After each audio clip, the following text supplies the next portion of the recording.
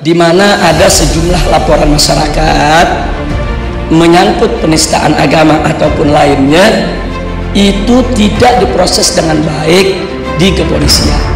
Tapi manakala ada ustadz, ada ulama, ada tokoh agama yang dipersoalkan, begitu cepat sekali untuk diproses. Atau dengan kata lain, singkat saja saya katakan, pertama yang kami laporkan adalah kriminalisasi ulama. Nah, itu yang kami tidak terima. Kami minta peran daripada DPR RI untuk bisa mengkomunikasikan persoalan ini dalam rangka untuk penegakan hukum. Muslim terbesar di dunia, Indonesia, yang diharapkan justru menjadi role model, diharapkan menjadi percontohan dunia terhadap Islam, menjadi potret indah, potret emas terhadap Islam, justru menampakkan wajah yang sebaliknya. Luar biasa, beraneka ragam pencitraan kriminalisasi ulama. Ulama dituduh teroris, ulama dituduh penjahat, ulama dituduh sebagai koruptor, ulama dikriminalisasikan. Ini pencitraburuan terhadap ulama. Targetnya tentu jelas. Yang pertama, target pencitraburukan ulama adalah agar satu, umat Islam tidak lagi mempercayai para ulama-ulama mereka. Padahal al-alim, orang-orang yang berilmu inilah, dari lisan mereka lah, dari dada-dada mereka lah keluar kalimat-kalimat Allah dan solusi-solusi Islam. Target kedua, agar umat ini kemudian tidak lagi berhukum dengan hukum Allah, meninggalkan Islam dan mengambil sekularisme, liberalisme sebagai kebiasaan hidup mereka. Oleh karena itu, sahabat cinta Quran yang dirahmati Allah, target kriminalisasi ulama yang ketiga adalah apolitisasi, sehingga ulama jangan masuk ke wilayah politik. Target mereka jelas, agar Islam adalah urusan ibadah, politik urusan selain Islam. Jadi terjadilah sekularisasi terhadap kehidupan kita sehari-hari. Tiga target ini jelas. Oleh karena itu, ulama adalah sosok yang amat sangat dimuliakan. Bahkan Allah Subhanahu wa taala berfirman, "Innallaha yakhshallahu min ibadillahil ulama." Sesungguhnya orang yang paling takut kepada Allah adalah para ulama.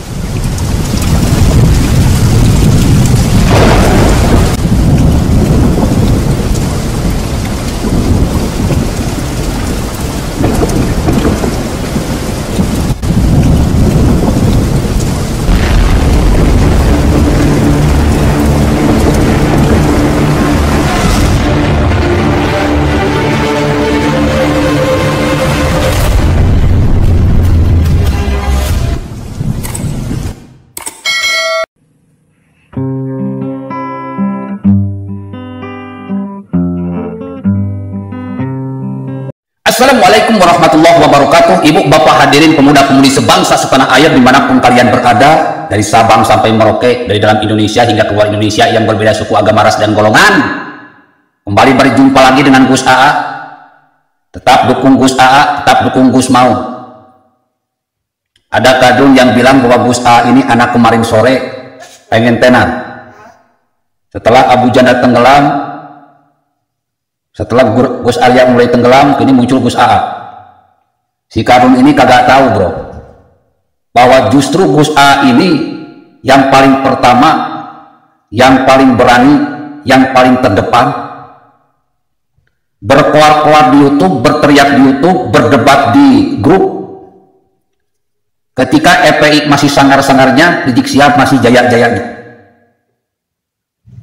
Ada 900 video lebih sebagai bukti bagaimana Gus AA ini memang sudah berjuang sejak dulu.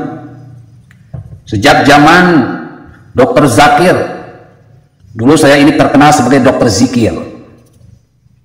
Pernah diundang pengajian, dites sama ustadz-ustadz yang ada di Bandung. Dan lulus bro. Lagi-lagi Gus AA berhasil membungkam para ulama ustadz kiai yang ada di Bandung dengan the king of science. Tidak mudah bos, jadi ustadz viral tidak mudah, apalagi di YouTube mendunia. Wajah sudah dikenal, privasi sudah dikenal, bahkan alamat rumah pun sudah pada tahu. Pertanyaannya, kenapa Gus AA dari dulu sampai sekarang aman-aman saja? Karena konsep Gus AA ini adalah watawassaw bil haq watawassaw bis sabr. Saling menasihati di dalam kesabaran, saling menasihati dalam kebaikan. Didengar syukur, gak didengar masa bodoh. Dan alhamdulillah, teknik berceramah Gus AA dari dulu hingga sekarang sukses. Merontokkan kekuatan kadrun sampai ke akar-akarnya, menghancurkan kekuatan Rizik Syihab sampai ke akar-akarnya, menghancurkan FPI, HTI sampai ke akar-akarnya, menghancurkan kekuatan oposisi rasa teroris dan teroris rasa oposisi sampai ke akar-akarnya. 900 itu jadi bukti, bro. Oke, pada kesempatan ini saya akan mencoba untuk membahas sebuah tema. Rizik Syihab kirim surat ke DPR. Kalau di channel YouTube yang lain itu judulnya itu Rizik Syihab kirim surat ke istana. Setelah saya perhatikan, ternyata isinya gak nyambung. Jadi dia ini kirim surat ke gedung DPR, atau paling tepatnya itu Rizik Syihab minta bantuan kepada DPR karena dia ini korban kriminalisasi ulama.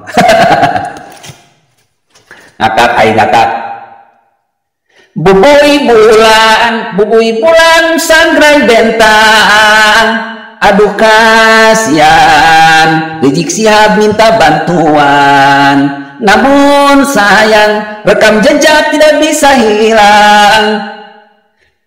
Jejak kriminal sekarang ada di pengadilan.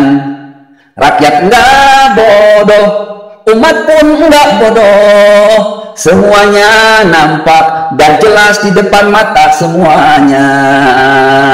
Dedeting anak king Rizik Syihab yang ngaku turunan Nabi, tapi alatnya, pikirannya, lisannya, dan perbuatannya jauh dari tuntunan Nabi.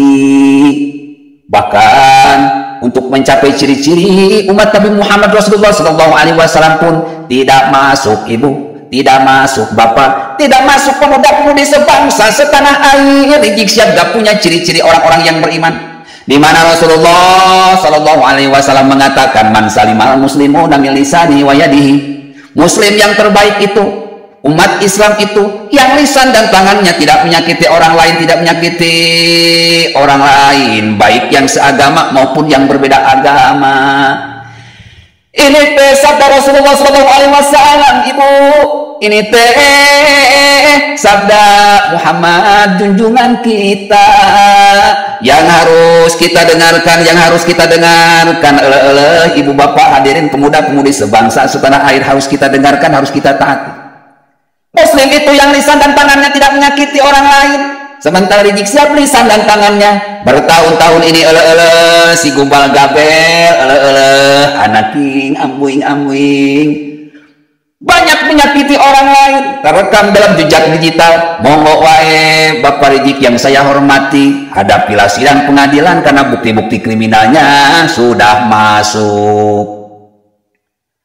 Kalau kriminalisasi ulama, mempolisikan ulama tanpa bukti, ini mah bukti-bukti kriminal dari Rizik Syihab teh. Ibu bapak hadirin pemuda-pemudi sebangsa setanah air, banyak, bahkan sangat banyak. Rakyat ini tidak bodoh, Mas Bro. Umat Islam ini tidak bodoh, Mas Bro. Umat non-muslim pun enggak bodoh. Semua jadi saksi bahwa Rizik Syihab ini adalah kriminal yang berkedok ulama atau ulama yang melakukan kriminal. Setuju ini, Bu? Setuju enggak, Bapak? Pemuda-pemudi sebangsa setanah air, setuju enggak? Bahwa Rizik Syihab ini ada seorang kriminal yang berkedok ulama atau ulama yang melakukan kriminal.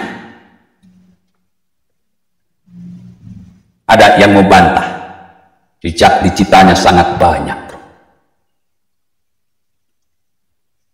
Dia ini adalah seseorang yang diulamakan untuk menggulingkan Ahok, untuk menggulingkan Jokowi agar mereka ini tidak berpasangan di 2019 kemarin, bertempur nyapres dan nyawapres. Dihantamlah Ahok tumbang, dihantam Jokowi, mereka yang tumbang. Jokowi dilawan. Jokowi ini waliullah, wali Allah.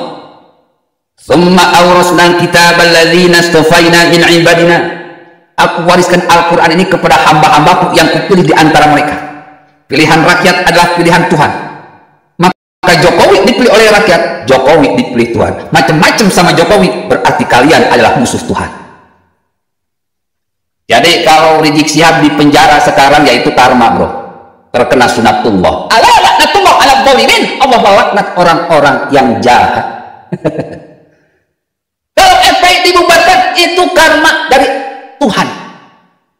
Karma dari Ahok dan terkena sunatullah Tuhan. Ala laknatullah ala dzalimin. Allah melaknat orang-orang jahat.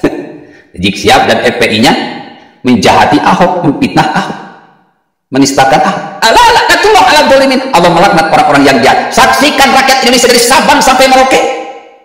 Para penjahat sekarang sedang terseok-seok membela diri.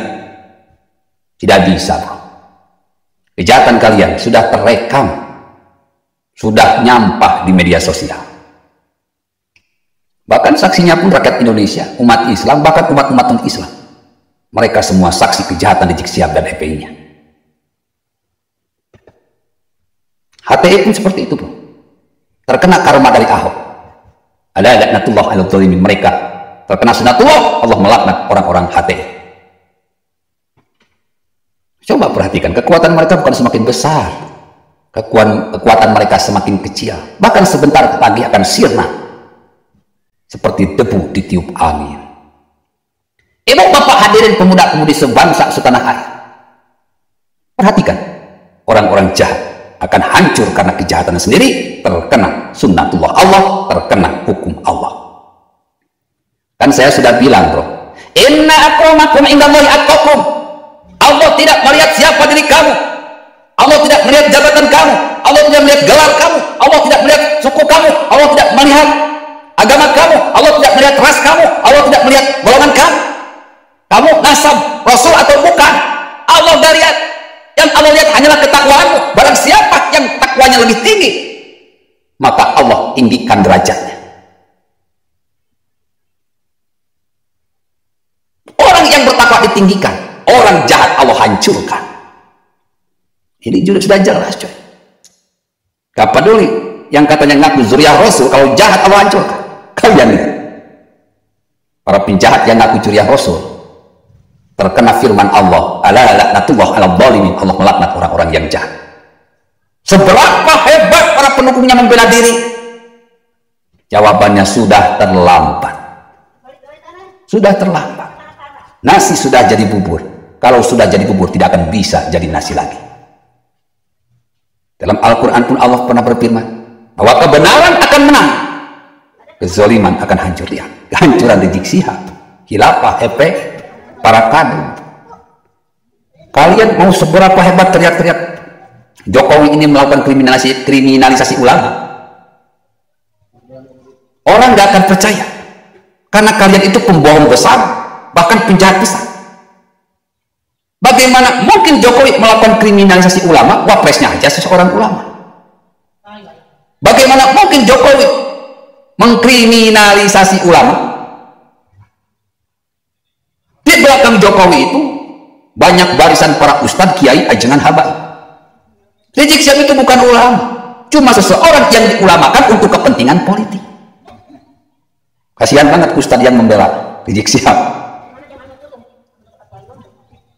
Islam ini adalah model. Model apaan, bro? Islam yang dikibarkan oleh Rizik Syihab bukan model, tapi model. Jauh dari tuntunan Islam, jauh dari tuntunan Al-Quran, jauh dari tuntunan Rasulullah SAW. Memfitnah seorang Ahok itu perbuatan jahat yang nyata, hanya demi menaikkan Anies Baswedan. Lihat kerjaan si Anies Baswedan saat ini, hancur lebur, berantakan, acak-acakan. Billahi taufiq wal hidayah. Wassalamualaikum warahmatullahi wabarakatuh.